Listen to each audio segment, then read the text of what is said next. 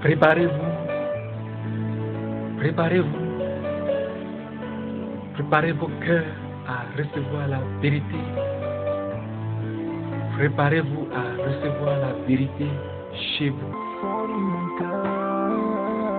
Préparez-vous, préparez-vous, préparez vos cœurs à recevoir la vérité. Préparez-vous à recevoir la vérité chez vous. Sans ta lumière, Seigneur, que serions-nous dans ce monde en perdition, sans direction, cherchant la voie. C'est l'heure de la vérité. C'est l'heure de la vérité. La vérité qui divise et qui dérange, mais aussi et surtout la vérité qui affranchit, la vérité qui sauve, la vérité qui délivre, la vérité qui libère. Vous connaîtrez la vérité et la vérité vous rendra libre, a dit le Seigneur Jésus-Christ dans l'évangile de Jean chapitre 8, le verset 32. Vous tous qui aimez la vérité et surtout la vérité biblique, soyez abondamment bénis au nom du Seigneur Jésus-Christ. Pour vous servir, je suis le pasteur et serviteur du Seigneur Jésus-Christ, Rodrigue Genji. Alléluia, gloire à Dieu. Amen.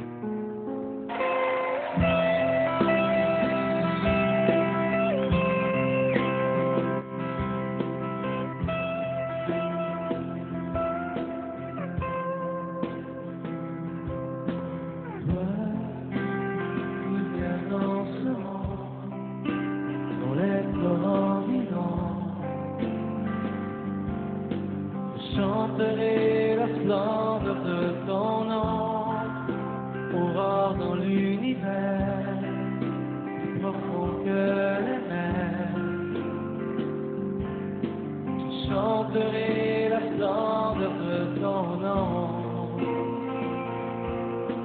je chanterai la splendeur de ton nom. Tu es Dieu. Je vous salue tous dans le merveilleux et glorieux nom du Seigneur Jésus-Christ, le roi des rois, le Seigneur des seigneurs.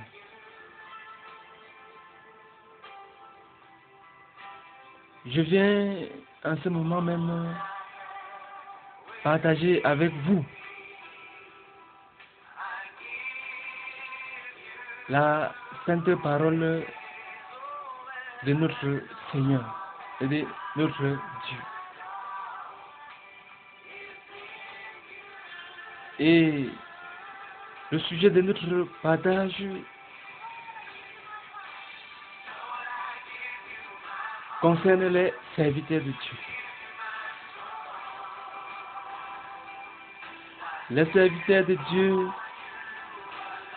doivent-ils travailler comme le reste des hommes?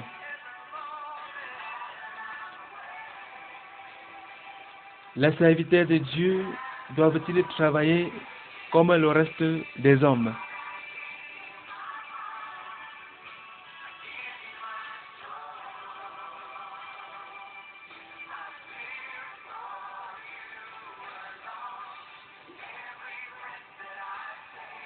Avant de partager ce message, cet enseignement avec vous, nous allons prier. Seigneur Jésus, que ton nom soit continuellement exalté et béni au-dessus de tous les noms. Parce que tu es le roi des rois, tu es le Seigneur des seigneurs. Seigneur, je prie afin que, au travers de cet enseignement, tu puisses encore, Seigneur, te révéler, que tu puisses encore, Seigneur, agir dans les cœurs des uns et des autres d'une manière ou de l'autre. Oui, Seigneur, puisque ta parole ne sort jamais en vain sans avoir accompli ce pourquoi elle est sortie, permets qu'il en soit ainsi à partir de ce moment même. Oui, Seigneur, bénis ta sainte parole dans les cœurs. Et en retour, Seigneur Jésus, retire toute la gloire. Amen.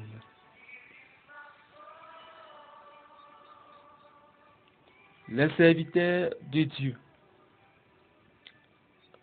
apôtres, pasteurs, prophètes, docteurs, évangélistes, et ainsi de suite, doivent-ils avoir un travail séculier comme tout le monde, ou doivent-ils passer leur temps exclusivement à ne parler que de Dieu? Je crois qu'il est temps que cette question soit posée avec force et qu'une réponse claire soit donnée. Elle ne peut être bien placée pour répondre à cette question que la Bible. Dans l'Ancien Testament,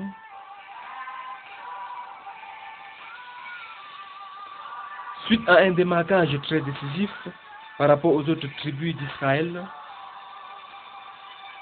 la seule tribu de Lévi fut choisie pour le sacerdoce. Exode chapitre 32, à partir du verset 21 au verset 29. Nombre chapitre 3, à partir du verset 5 au verset 10. Et parmi les 12 tribus d'Israël, seule la tribu de Lévi avait pour travail tout ce qui touchait le culte à l'Éternel et le sanctuaire. Et n'ayant même pas de possession après le partage de la terre promise, il ne devait vivre que grâce aux sacrifices et aux offrandes données par les autres tribus d'Israël. Deutéronome chapitre 10, les versets 8 et 9 et beaucoup d'autres passages dans la Bible qui nous parlent de cela. Les Lévites étaient aussi appelés sacrificateurs ou prêtres. Mais il faut tout de suite noter et souligner que sous la nouvelle alliance avec Jésus-Christ, tous les chrétiens sont des sacrificateurs, tous les chrétiens sont des prêtres. Donc les prêtres, ce ne sont pas ceux-là que l'on voit aujourd'hui. Bien, les seuls prêtres, ce ne sont pas ceux-là que l'on voit aujourd'hui dans des soutanes ou qui portent sur eux certains signes distinctifs, des signes religieux distinctifs. Non. Selon la parole de Dieu, ce ne sont pas eux seulement qui sont des prêtres. Selon la parole de Dieu, selon le Nouveau Testament, tous les chrétiens authentiques qui ont reçu Jésus dans leur vie comme Seigneur et Sauveur sont tous des sacrificateurs, sont tous des prêtres. Et nous pouvons lire cela dans 1 Pierre, le chapitre 2, verset 9, dans Apocalypse, le chapitre 1, les versets 5 et 6, ou encore Apocalypse, chapitre 5, les versets 9 et 10. Alors, si tous les chrétiens authentiques sont des prêtres, en tant que tels, ils ont tous les mêmes droits et les mêmes devoirs.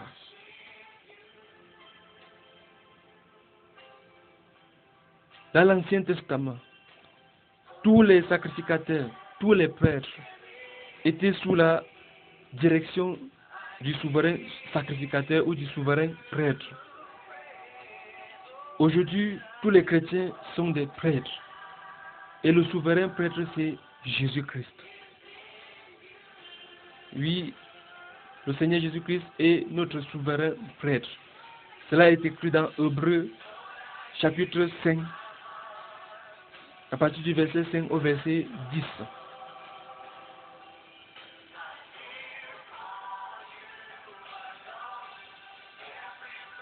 Fonctionner aujourd'hui comme dans l'ancienne alliance est quasiment impossible. Par exemple, les sacrificateurs ne devaient rien faire d'autre en dehors de ce qui touchait directement le sanctuaire et le culte à l'Éternel. Ramener cette loi aujourd'hui voudrait tout simplement dire qu'aucun chrétien ne devrait avoir un travail séculier rémunéré, puisque chaque chrétien est un prêtre, est un sacrificateur. Et en passant, même dans l'ancienne alliance, la dîme et les offrandes n'étaient pas réservées uniquement aux sacrificateurs ou aux prêtres, comme certains veulent à tort le faire croire aujourd'hui aux chrétiens. Non seulement chaque Israélite devait aussi manger ses offrandes et même avoir une part sur sa dîme, les orphelins, les veuves, les étrangers devaient aussi avoir leur part sur la dîme. Deutéronome chapitre 12, à partir du verset 15 au verset 19, ou Deutéronome chapitre 14, à partir du verset 22 au verset 29. Ce n'était qu'une petite parenthèse.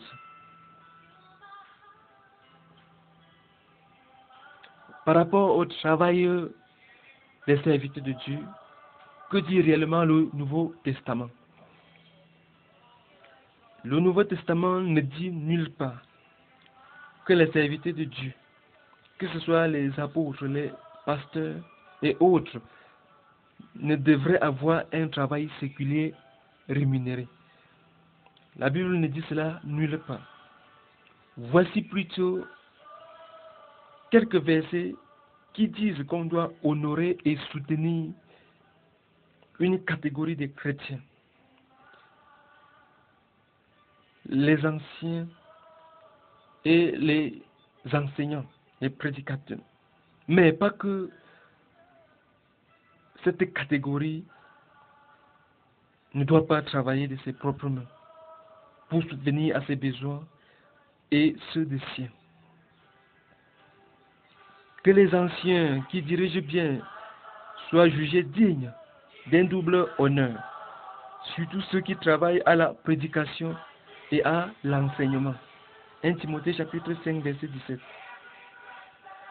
Que celui à qui l'on enseigne la parole fasse part de tous ses biens à celui qui l'enseigne. Galates chapitre 6 verset 6. Nous vous prions, frères, à avoir de la considération pour ceux qui travaillent parmi vous, ceux qui vous dirigent dans le Seigneur et qui vous exhortent. Ayez pour eux beaucoup d'affection à cause de leur œuvre. 1 Thessaloniciens chapitre 5, à partir du verset 12 au verset 13. Obéissez à vos conducteurs et ayez pour eux de la déférence, car ils veillent sur vos âmes, dont ils devront rendre compte. Qu'il en soit ainsi afin qu'ils le fassent avec joie et non en gémissant, ce qui ne vous serait d'aucun avantage. Hébreux chapitre 13, le verset 17. Donc nous voyons que dans ces différents passages, il est dit nulle part que les dirigeants,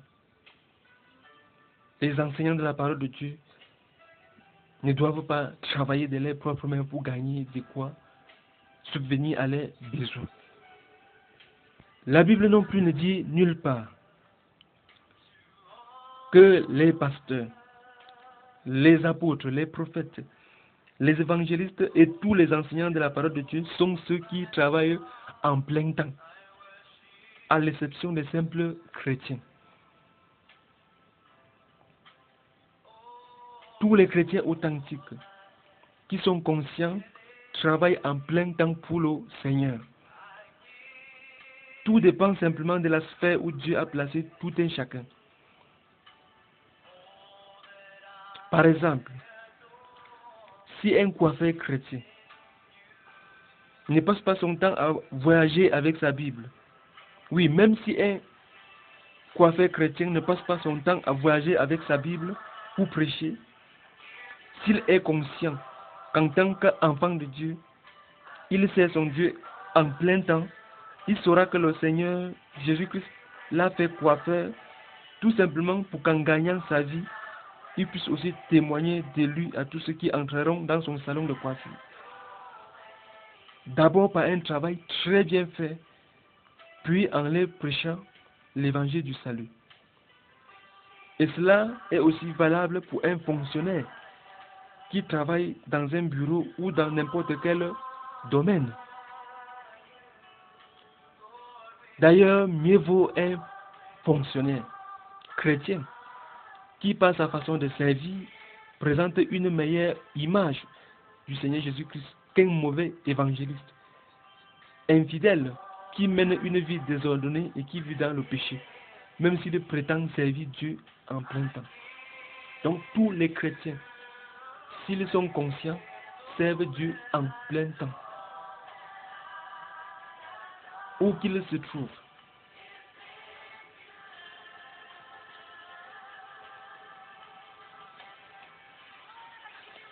Beaucoup de ceux qui ne veulent pas travailler et qui ont décidé de vivre aux dépens des autres, sous prétexte qu'ils sont serviteurs de Dieu à plein temps, balancent le plus souvent à tort et à travers ces versets.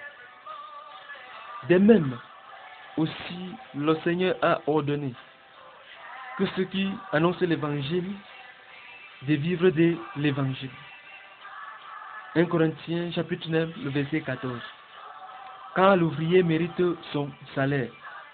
Matthieu chapitre 10, le verset 10.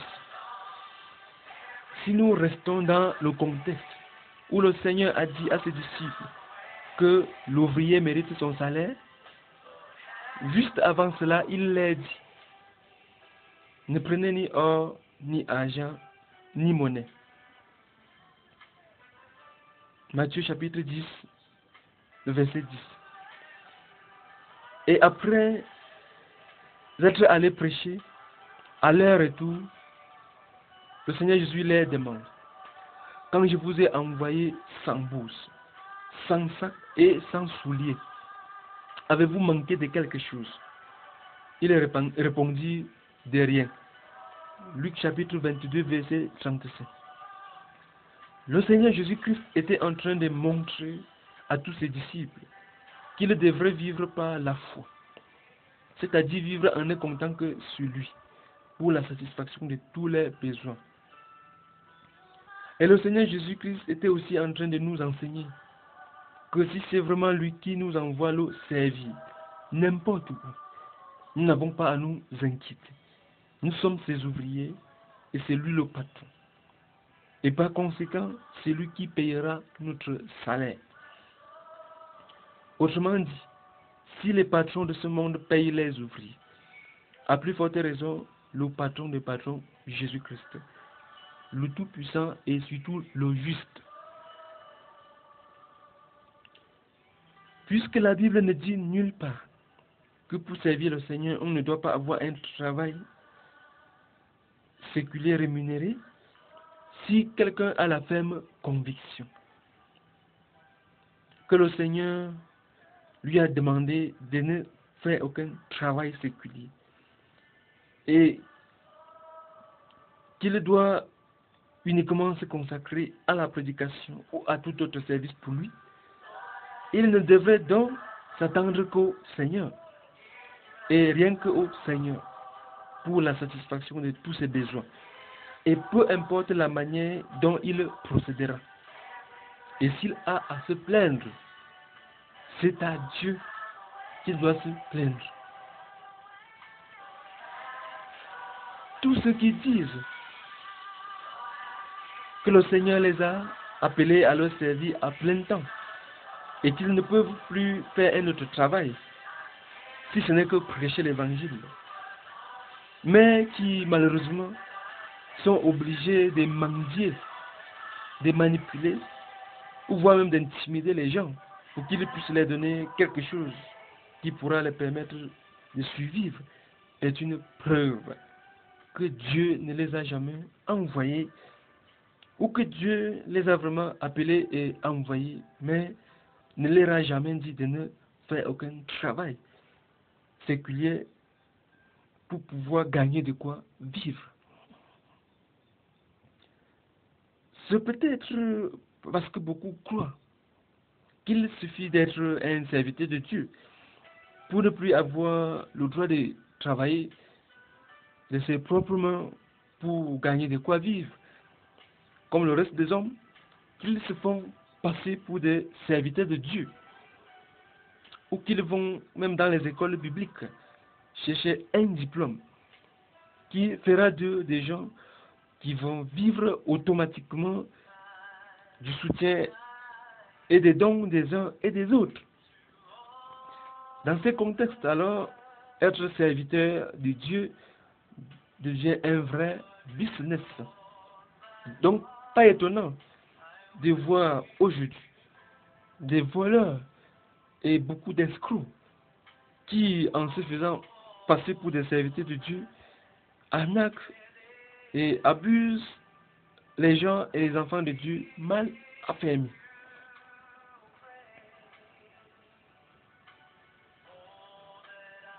Je crois qu'il est aussi temps pour les chrétiens de ne plus se laisser tromper et abuser, voire même arnaquer. Parce que chacun a le droit et le devoir de connaître la vérité et de la mettre en pratique. Continuer de donner son argent à quelqu'un qui ne veut pas travailler, même si c'est un pasteur ou un serviteur de Dieu, c'est participer à ses péchés. Puisque la Bible dit que si quelqu'un ne veut pas travailler, qu'il ne mange pas non plus. Qu'il soit apôtre ou pasteur ou évangéliste. S'il ne veut pas travailler, qu'il ne mange pas non plus. Nous dit la parole de Dieu. Nous pouvons lire cela dans 2 Thessaloniciens chapitre 3, le verset 10.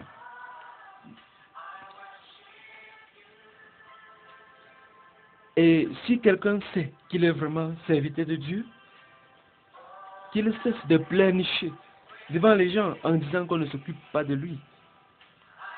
Parce que ce ne sont pas eux qui l'ont engagé.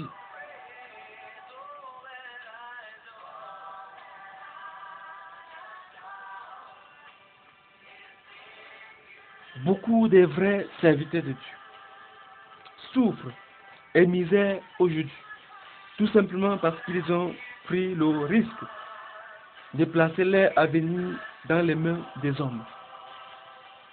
C'est vraiment très dramatique que l'avenir d'un serviteur de Dieu puisse dépendre de la bonne charité des uns et des autres.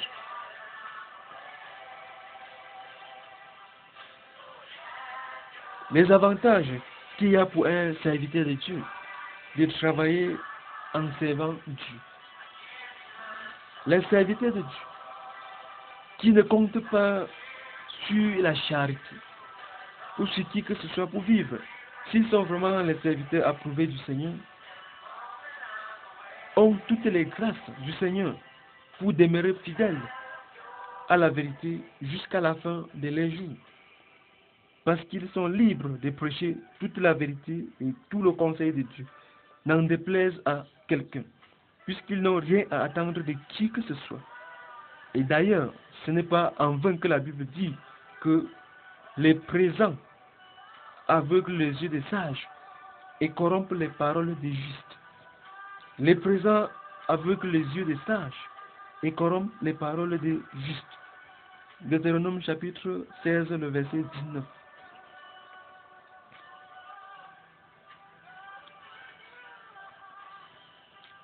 Il est très difficile pour un pasteur de prêcher la vérité qui doit blesser ceux qui le soutiennent financièrement, de peur que le robinet ne se ferme et que la misère ne frappe à sa porte. Et il est aussi très difficile à un pasteur qui reçoit son salaire de sa hiérarchie, ce qui est déjà un système vraiment anti-biblique. Oui, il est très difficile à un pasteur qui reçoit son salaire de sa hiérarchie de dénoncer certains égarements, Même s'il le fait, c'est avec beaucoup de réserves, de peur que, comme punition, son salaire ne passe plus, ou bien comme punition suprême, il ne soit chassé de la dénomination, puisque selon lui, son avenir dépend en quelque sorte de sa dénomination. C'est un risque à ne pas prendre, comme c'est tellement triste.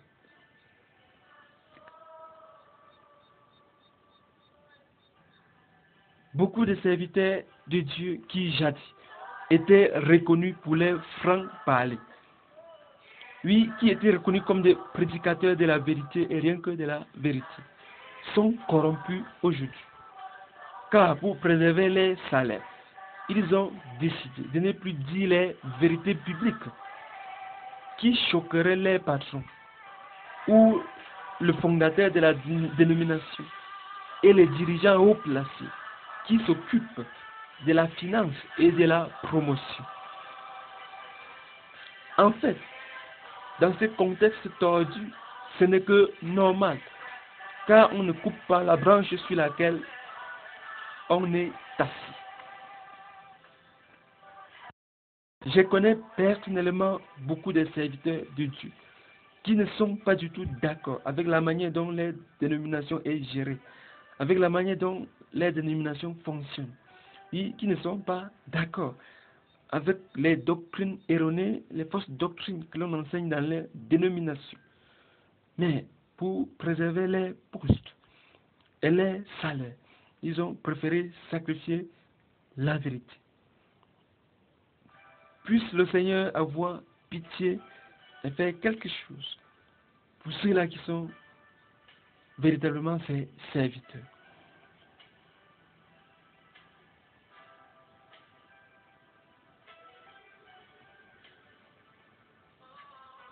L'apôtre Paul, un modèle à imiter. En tant que serviteur de Dieu, et ayant personnellement pris la peine d'étudier la vie de tous les serviteurs de Dieu de la Bible, l'apôtre Paul est vraiment un modèle à imiter pour tous ceux qui veulent servir le Seigneur Jésus-Christ. Lui-même n'a-t-il pas dit: soyez mes imitateurs, comme je le suis moi-même de Christ. 1 Corinthiens chapitre 11, le premier verset. Examinons ensemble un aspect précis de la vie de l'apôtre Paul. L'apôtre Paul, l'un des plus grands apôtres et l'un des plus grands missionnaires de tous les temps, était un bon pharisien. Mais après sa conversion, il est devenu fabricant de tentes. Philippiens chapitre 3, à partir du verset 4 au verset 8. Et 1 Corinthiens chapitre 15, à partir du verset 3 au verset 10. Actes des apôtres chapitre 18, le verset 3. Donc l'apôtre Paul était un bon pharisien, un docteur de la loi. Mais lorsqu'il s'est converti, lorsqu'il est devenu apôtre du Seigneur Jésus-Christ, il a appris un métier, à savoir fabriquer les tentes.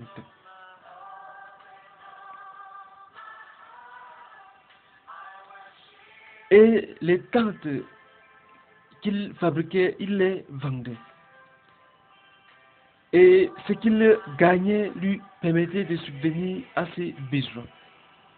Et ce qui est encore plus remarquable, c'est que par le fruit du travail de ses mains, il subvenait non seulement à ses propres besoins, mais aussi aux besoins de tout ce qui était avec lui. Actes des apôtres chapitre 20, à partir du verset 17 au verset 36. Et 1 Thessaloniciens chapitre 2, à partir du verset 5 au verset 10, ou 2 Thessaloniciens chapitre 3, les versets 8 et 9. L'apôtre Paul, vraiment, c'était un exemple. Donc, les serviteurs de Dieu, les pasteurs ne sont pas seulement ceux qui vont s'asseoir et attendre que l'on vienne pour les donner. Eux aussi, ils doivent apprendre à donner aux chrétiens, à donner à ceux qui sont dans le besoin. Ils doivent prendre soin à tous les niveaux. On ne doit pas seulement prendre soin spirituellement par la parole de Dieu. Un pasteur doit être capable non seulement de donner la parole de Dieu, mais aussi de donner de la nourriture à celui qui a faim. D'ailleurs, si quelqu'un a faim, il risque de ne même pas bien écouter la parole de Dieu.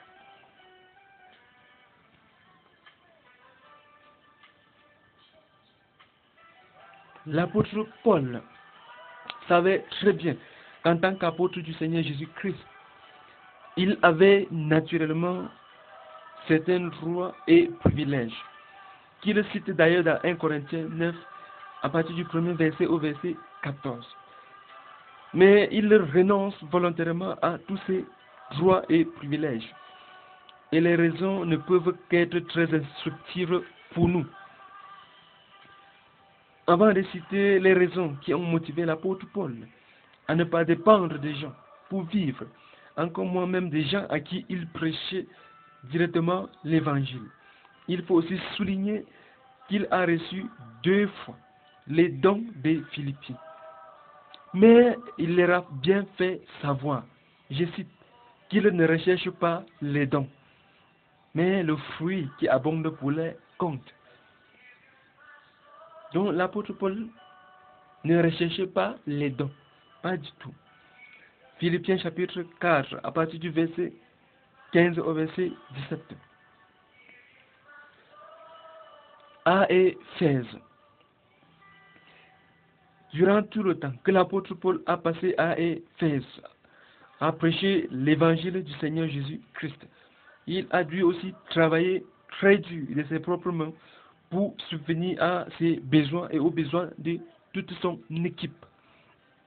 Et juste avant de quitter Éphèse, pour aller là où le Seigneur Jésus devait encore l'envoyer, il rassembla tous les anciens, c'est-à-dire les futurs dirigeants, les futurs pasteurs qui devaient diriger les assemblées. Il leur dit que s'il a fait cela, s'il a travaillé très dur de ses propres mains pour subvenir à ses besoins et aux besoins de ceux qui étaient avec lui, c'était pour leur montrer un exemple à suivre. Et c'est aussi à ces anciens, ces dirigeants, ces futurs pasteurs, qu'il a dit qu'il y a plus de bonheur à donner qu'à recevoir. Il y a plus de bonheur à donner qu'à recevoir. Oui, dans Acte 20, à partir du verset 32 au verset 38. Mais ce qui est très étrange, oui, ce qui est vraiment très étrange aujourd'hui, c'est que ce sont les pasteurs et tous ceux qui se disent serviteurs de Dieu qui répètent sans cesse ces paroles comme des perroquets aux simples fidèles, alors que c'est à eux, en premier lieu, que ces paroles ont été adressées. Il est aussi très étrange qu'aujourd'hui, beaucoup de ceux qui se disent serviteurs de Dieu fassent tout pour ne vivre qu'au crochet des chrétiens. Et beaucoup, sans honte, manipulent et intimident les gens afin qu'ils puissent leur donner de quoi vivre. Et j'éprouve personnellement de la honte pour ceux qui sont vraiment des serviteurs de Dieu. Parce que beaucoup sont tout simplement des bandits spirituels, des escrocs et des loups qui se sont introduits dans la bergerie du Seigneur, qui sont introduits au milieu du peuple de Dieu. À Corinthe, après avoir fait savoir aux Corinthiens qu'en tant qu'apôtre de Jésus-Christ, il pouvait passer son temps à ne prêcher que l'évangile, en attendant naturellement qu'il s'occupe de lui. Il leur dit qu'il a renoncé à tous ses droits, tout en ajoutant ceci: quelle est donc ma récompense? C'est d'offrir gratuitement l'évangile que j'annonce, sans user de mon droit de prédicateur de l'évangile.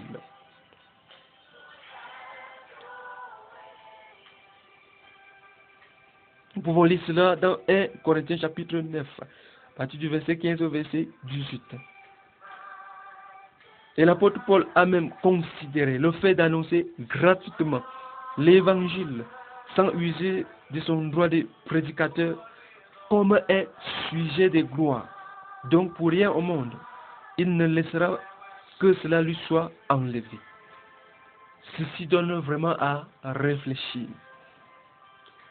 L'apôtre Paul dira même plus loin qu'il a agi et qu'il agira encore de la sorte, c'est-à-dire offrir gratuitement l'évangile, annoncer l'évangile sans user de son droit de prédicateur. Oui, il a dit qu'il agit ainsi et qu'il agira encore de la sorte pour ôter le prétexte à ceux qui en cherchaient un. 2 Corinthiens chapitre 11, le verset 12. En fait, ces détracteurs, sans doute, l'accusaient en disant que s'il prêchait l'évangile avec zèle, c'était parce qu'il avait un salaire ou des avantages qu'il en tirait. Mais il leur a prouvé le contraire. À Corinthe, l'apôtre Paul a aussi fait une déclaration que tous les serviteurs de Dieu devraient apprendre par cœur. Moi, personnellement, je les recommande ces versets. 2 Corinthiens chapitre 12, les versets 14 et 15. Il est écrit: ce ne sont pas vos biens que je cherche. Ce ne sont pas vos biens que je cherche. C'est vous-même. Ce n'est pas en effet aux enfants à amasser pour les parents, mais aux parents pour les enfants. Pour moi, je ferai très volontiers des dépenses et je me dépenserai moi-même pour vos âmes. Je répète ces paroles, ces versets. Ce ne sont pas vos biens que je cherche. C'est vous-même. Ce n'est pas en effet aux enfants à amasser pour les parents, mais aux parents pour les enfants. Pour moi, je ferai très volontiers des dépenses et je me dépenserai moi-même pour vos âmes. 2 Corinthiens chapitre 12, les versets 14 et 15.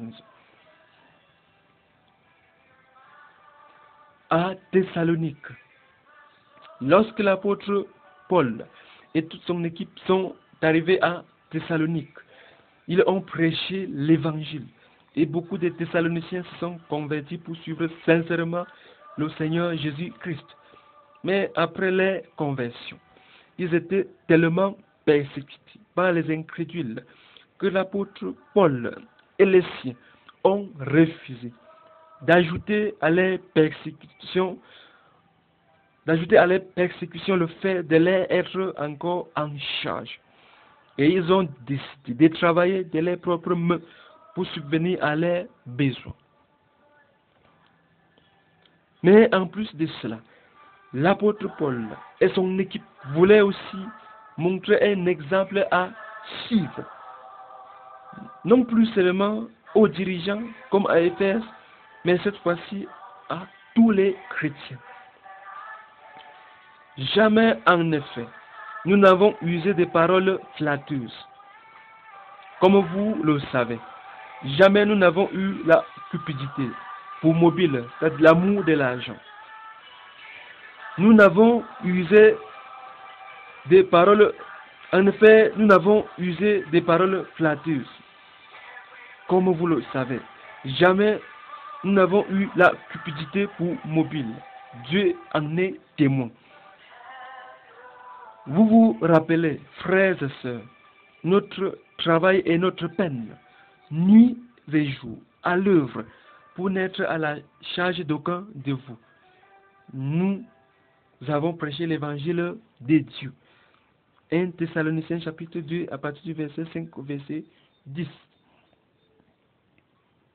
vous savez vous-même comment il nous faut nous imiter, car nous n'avons pas vécu parmi vous dans le désordre. Nous n'avons mangé gratuitement le pain des personnes, mais dans le travail et dans la peine. Nous avons été jour et nuit à l'œuvre pour n'être à la charge d'aucun de vous.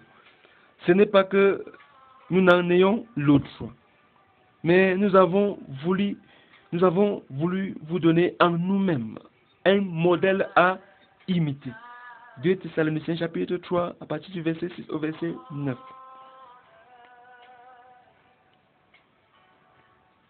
Et la Bible est formelle.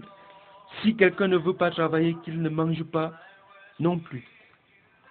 Qu'il soit pasteur, évangéliste, apôtre, s'il ne veut pas travailler, qu'il ne mange pas non plus.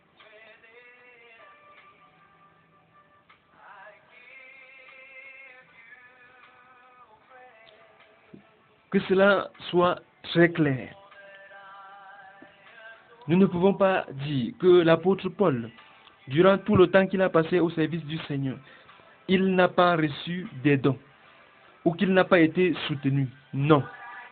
Il a bel et bien été soutenu et il a reçu des dons, comme nous l'avons vu chez les Philippiens.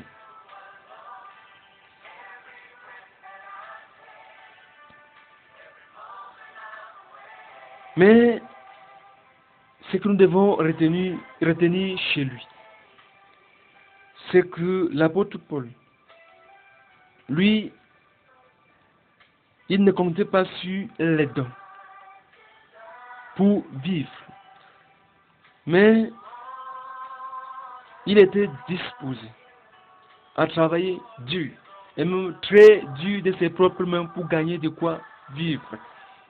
Non seulement par le fruit de son travail, il pouvait aussi subvenir aux besoins des siens et de ceux qui étaient avec lui, et même des chrétiens qui pouvaient être dans le besoin. Et il prit soin de répéter à plusieurs reprises qu'il était un modèle à imiter. Soyez mes imitateurs, comme je le suis moi-même de Christ. 1 Corinthiens chapitre 11, le verset 1.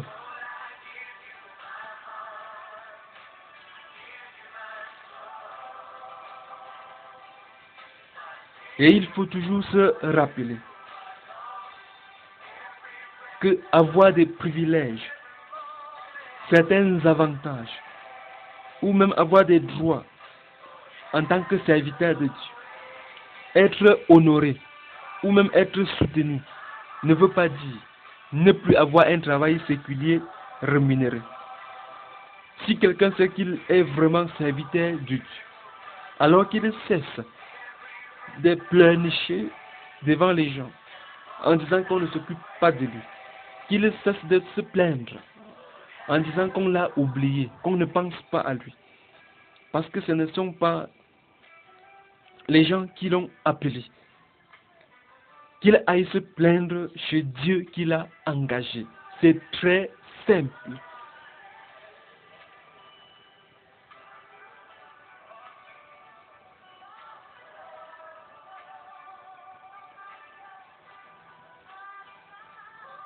L'apôtre Jean a dit dans sa 3e épître, je souhaite que tu prospères à tous égards, comme prospère l'état de ton âme. Je souhaite à tous égards que tu prospères comme prospère l'état de ton âme. Alors, si les pasteurs et les serviteurs de Dieu sont si prospères spirituellement, normalement ils devraient aussi être prospères financièrement et matériellement, afin de pouvoir aussi aider ceux qui sont dans le besoin.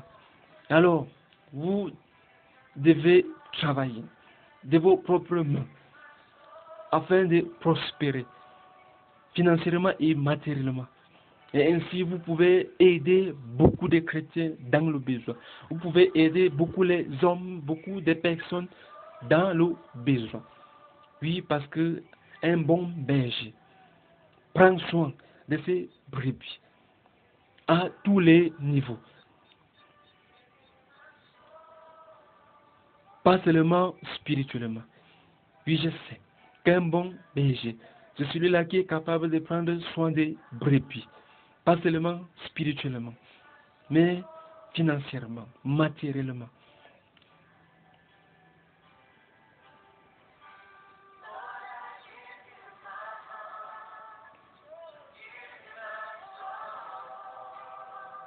Que la grâce, la paix et la victoire du Seigneur Jésus-Christ soient avec tous ses serviteurs qui font sa volonté. Amen.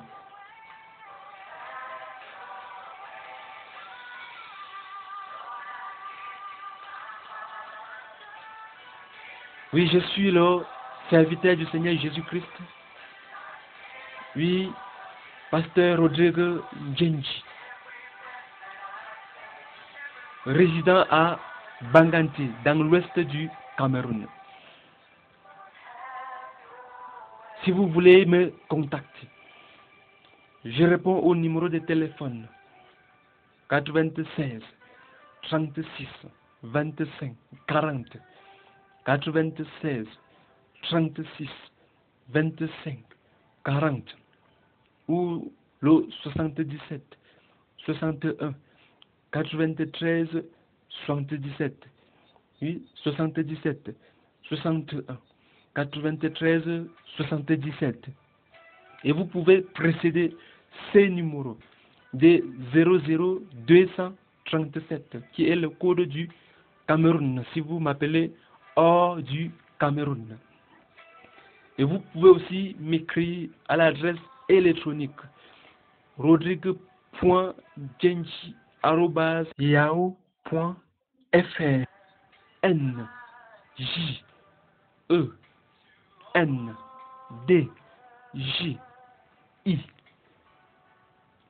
rodrigue.djenji@yahoo.fr.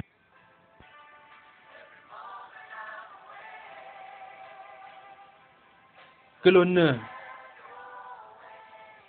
la gloire, le règne, la sagesse, l'élévation et la magnificence soit à notre Seigneur, notre Rédempteur, celui qui était, celui qui est et celui qui vient, le Seigneur Jésus-Christ. Amen.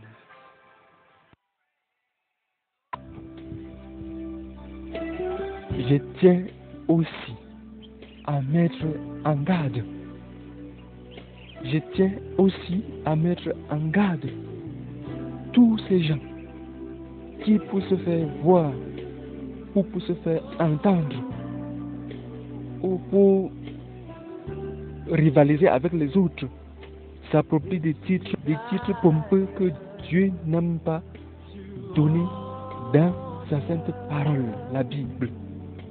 Oui, aujourd'hui, nous avons les révérends pasteurs, révérends apôtres, révérends prophètes, révérends docteurs.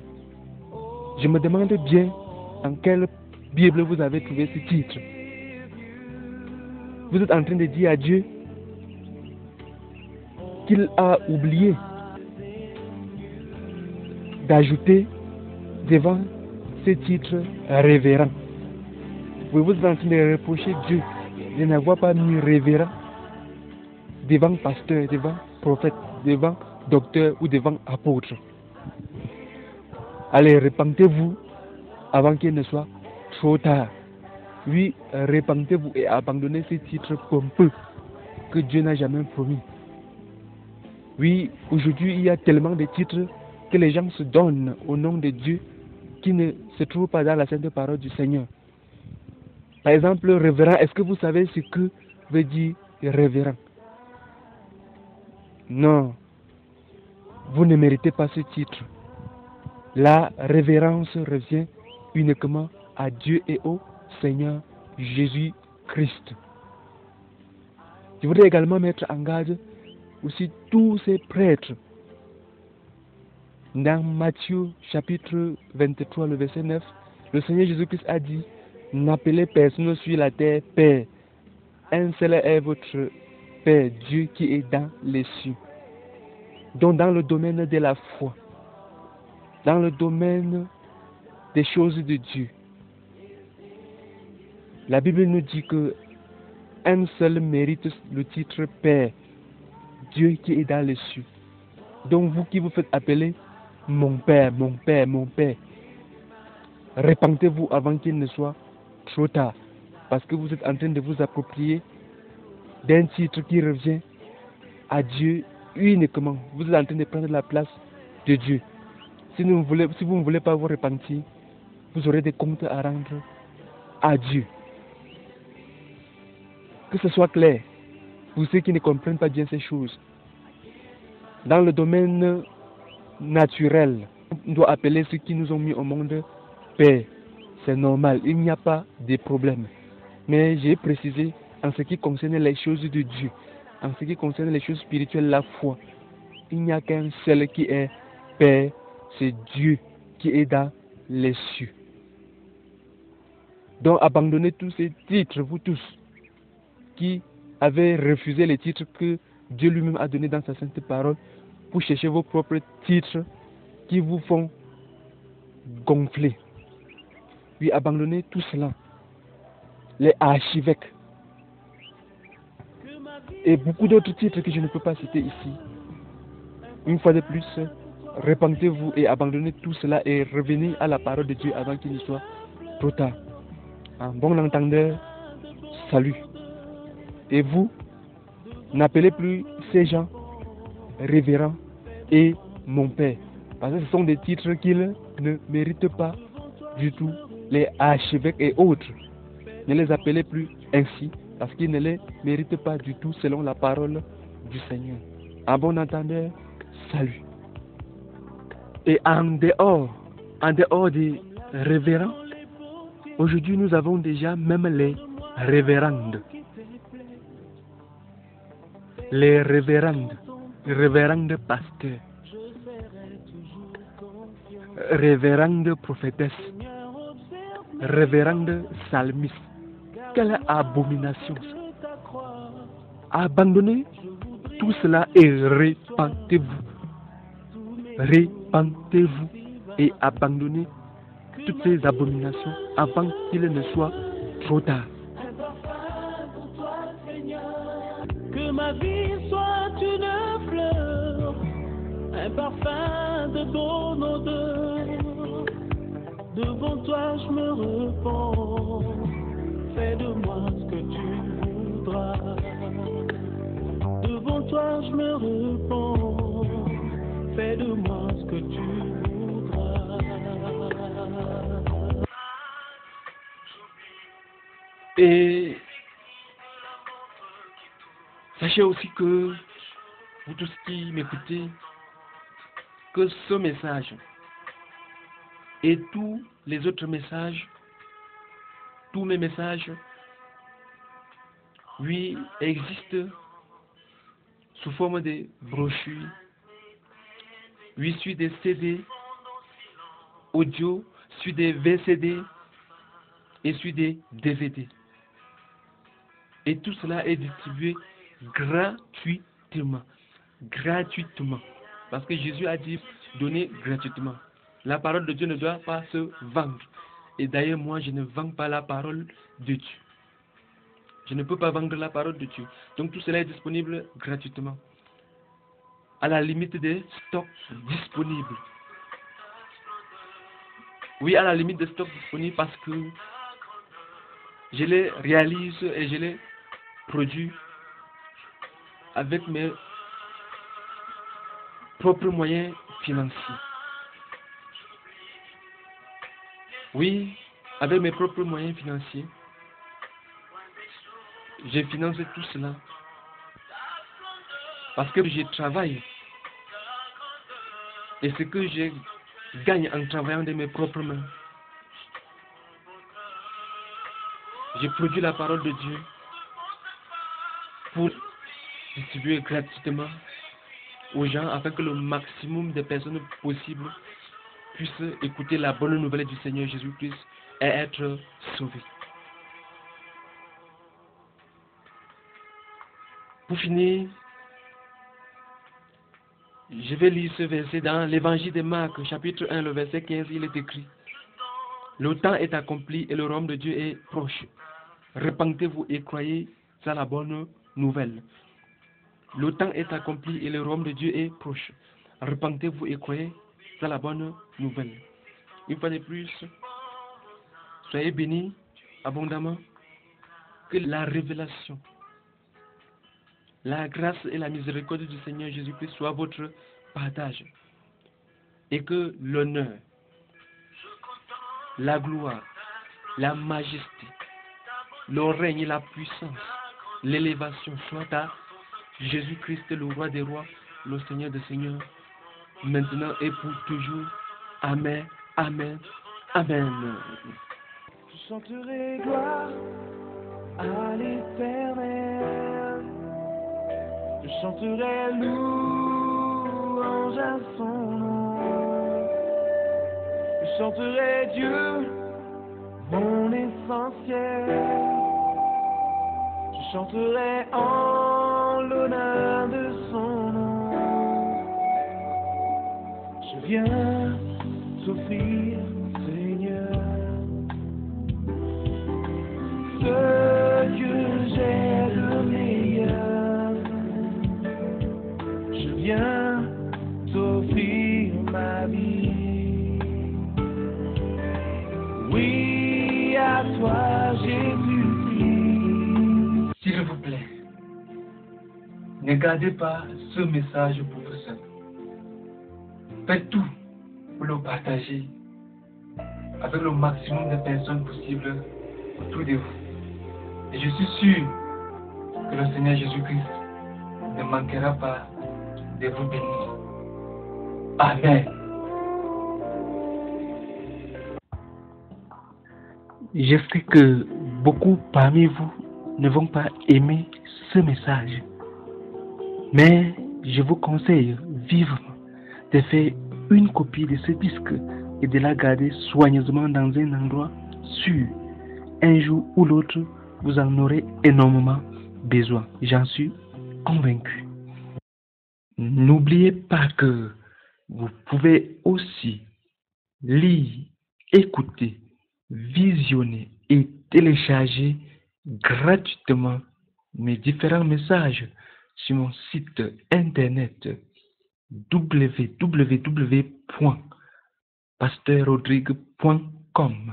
Pasteur Rodrigue, c'est en un seul mot. pasteur-rodrigue.com.